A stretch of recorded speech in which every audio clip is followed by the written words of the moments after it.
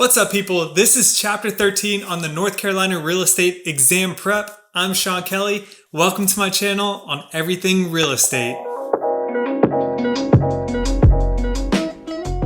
Today we are going over real property valuation, and I believe after this chapter, it's pretty smooth sailing from here.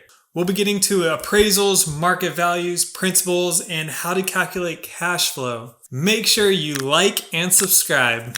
When buying a home, a lender will need to get an appraisal, or you, the buyer, will need to get the lender to get an appraisal before you close on the property. This is so that the lender knows what the value of the home is before they lend you money. Imagine how many cases a lender would probably get if some uninformed buyer from California went to Oklahoma and tried to buy a shack for $1 million, thinking that that's a good deal because property in California is super expensive. To protect that buyer, the lender is there, the appraisal is there to get a good value on the house. Having an appraisal keeps the seller honest and keeps the buyers from getting into too much trouble. An appraisal is a professional opinion on the value of a home's worth at one specific point in time. What that means is that if an appraiser goes to your house and sees that the house is worth $200,000 that day on Monday, on Tuesday, the market changes. It always changes. It's constantly changing.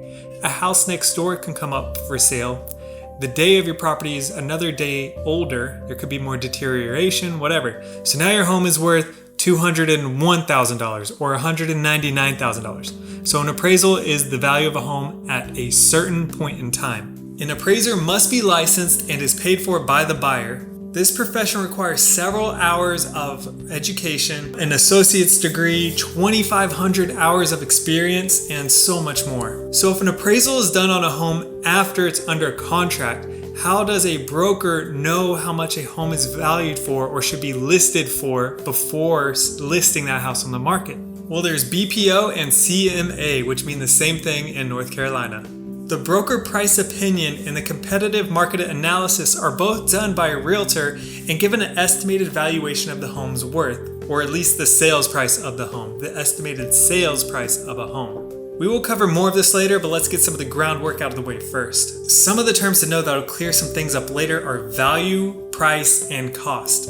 Value is the worth. That is what a buyer is willing to pay and what the seller is willing to sell for. Price is the actual sales amount, the price that it actually sold for. Cost is the amount of money to make that house. Now let's run through some of the principles of value, some of which we've already covered in the past. Highest and best use, which is the best use a property has that returns the greatest amount of value. Substitution. If there are 3 identical houses or near identical houses, a buyer will choose the cheapest one. Think about products at the store, right? You see a product you like, let's say chocolate milk. All the ingredients are the same. There's no difference between organic or anything. The 3 products that we're looking at, they're all the same. You're gonna go for the cheaper one. Supply and demand. As supply increases, the prices will decrease and vice versa. Conformity. So for example, an over-improved house is not the highest and best use for that neighborhood or for that home. Progression and regression. So if you live in a shack and a mansion is built right next door, the value of your home, your shack, will go up, while the value of the mansion won't be as high as if they had built near another mansion. And the same is applied backwards. If you live in a mansion and someone builds a shack next to you, it'll hurt the value on the mansion, but that shack will be a lot more valuable than if that shack were built around other shacks. Anticipation is expecting the value to go up because of a lot of external things or expansions around your area. Contribution, which are improvements that are value-based and the value it adds to the overall property. There's changes. Areas cycle through different changes, so new areas become older and then older areas renew and become newer. Assemblage is when you join multiple smaller lots into one giant lot, kind of like a strip mall. Plottage is when you split apart one giant lot into several smaller lots, like a subdivision. Okay, so the process of the appraisal is in the following order. So first you have the appraiser going for the info around the neighborhood and trends that are happening around there. Then the appraiser actually visits your specific property, number 2. 3, they place valuation models. And then 4, they make a report based off of those models. And 5, they provide the results to you or to the lender. There are 3 different approaches to value. So you have the comparable sales approach, which is the standard one that you'd use in just a general neighborhood, general house. So remember, no 2 properties are the same because of uniqueness.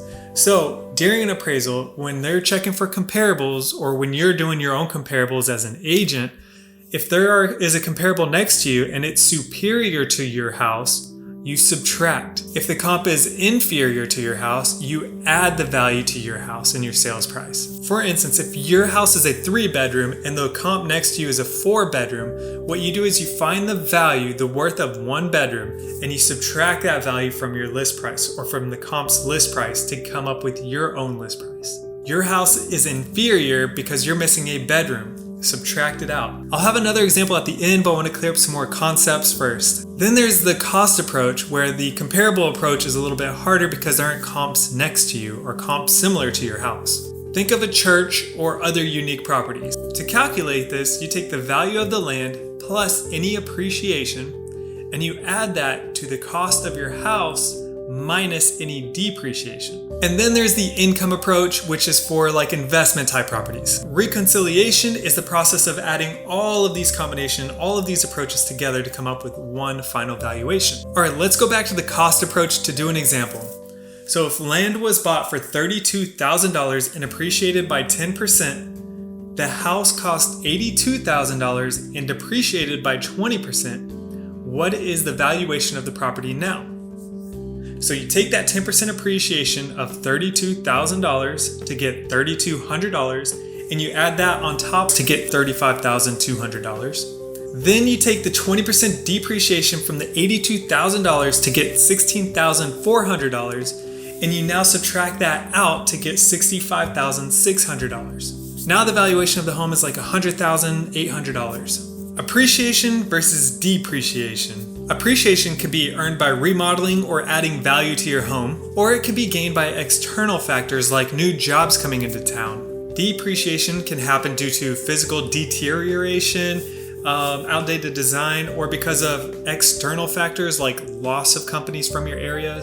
Curable depreciation are things that can be remedied, like simply painting your walls or updating it. Incurable things are things that can't be fixed, like the external factors. You can't bring jobs back. You can't bring thousands of jobs back yourself, most likely. So physical deterioration can be curable. Outdated design can be curable, but it's costly. And external factors can't be cured, are incurable. Deferred maintenance is when you put off working on things on your house, when you put off maintenance. Functional adolescence is when parts of your house are outdated.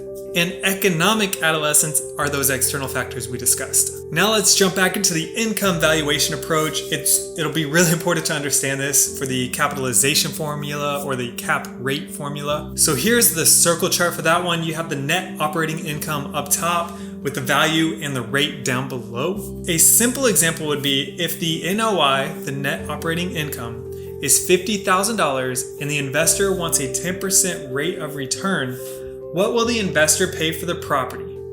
The answer is $500,000. Divide the $50,000 by the 10%. Now we get into the cash flow analysis, which I absolutely love because I did this already on the side when I was buying investment properties, or at least doing my research on investment properties. Although now I've built a beautiful Excel calculator that does all the work for me. Think about the acronym PIN-C. It doesn't really mean anything, but it's stuck in my head anyway. So you start with your potential income, and potential you can think of like dreaming big. Like when you tell your kid, you've got potential. This is the highest mark.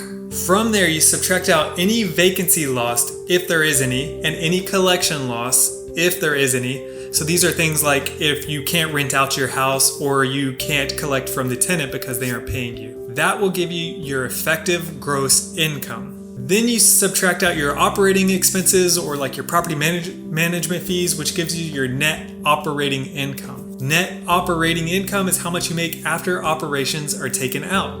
Then you take out your PITI, your principal, interest, taxes, and insurance, any reserves like funds that you put away for a broken AC unit or roof or plumbing or something like that. Not plumbing, but things like that.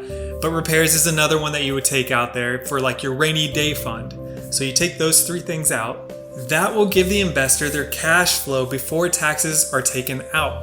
Then there is something called the gross rent multiplier, which is something that's not commonly used, at least not anymore. North Carolina is a little outdated if you ask me when even bringing this up for the test. Investors today use the 2% rule, the 50-50 rule, cash flow analysis calculators, and so on, not the GRM. This method just takes the total sales price of the house and divides it by the monthly rent, and that'll give you your GRM. Now that we know a few more concepts, let's do a harder income valuation example for the cap rate. If a property has expenses of $50,000 and an income of $90,000, and the owner lists the property for $1,250,000, what will the cap rate be? So you just subtract the expenses from the income. That leaves us with $40,000 left.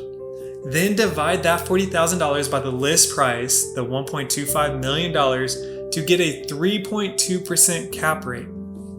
Now let's do one example for the comparables approach that we did earlier, just so we could feel a little bit more comfy here. Your sellers have a house that is 1,500 square feet, 3 beds and 1 bath, and a comparable just down the street sold for $200,000 and has 1,800 square feet, 3 beds and 2 baths. A square foot is valued at $90, 1 bedroom is valued at $1,500, 1 bathroom is valued at $2,000.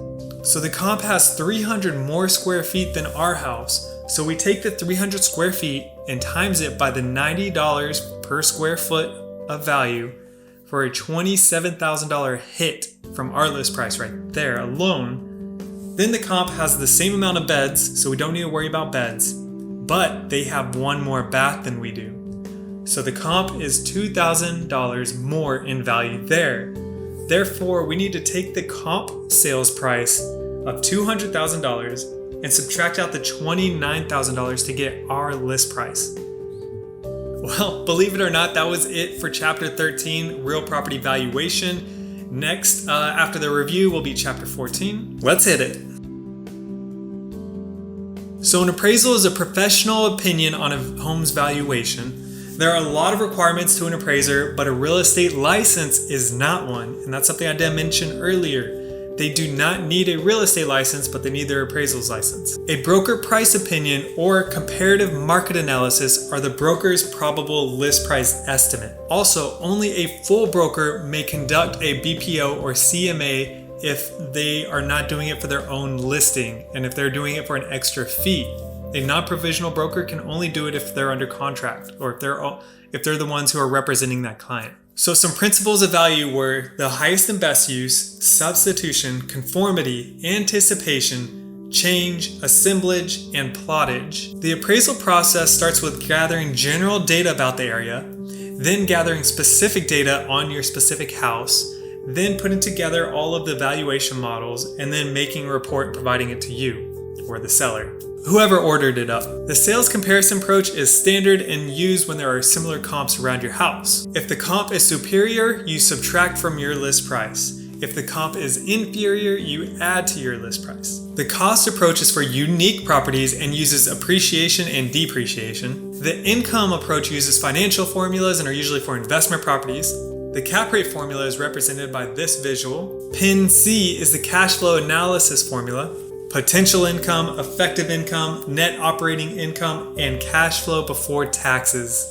And that's it. So several of my viewers have their tests today, and I'm really sorry I didn't get at least this last video out in time. Things are just really hectic in the real estate world right now. But thank you so much for watching throughout this period of time anyways, before you took your test. And I think there's still going to be a ton of value for you even after, now that you've completed your test. Outside of this whole exam review, I'll be publishing a ton of valuable content for how to be an awesome real estate agent. So stay tuned. Remember, that's also a great time to remind you to subscribe and give this video a thumbs up if you enjoyed it. It's a free way for you to show your support, and I'd really appreciate it. Anyway, thank you to everyone who has been watching these, and even if you've taken the class exam today, you still have the actual state exam coming up, so hopefully I can get these out before you do that. Thank you so much, everyone. I'll see you on the next one.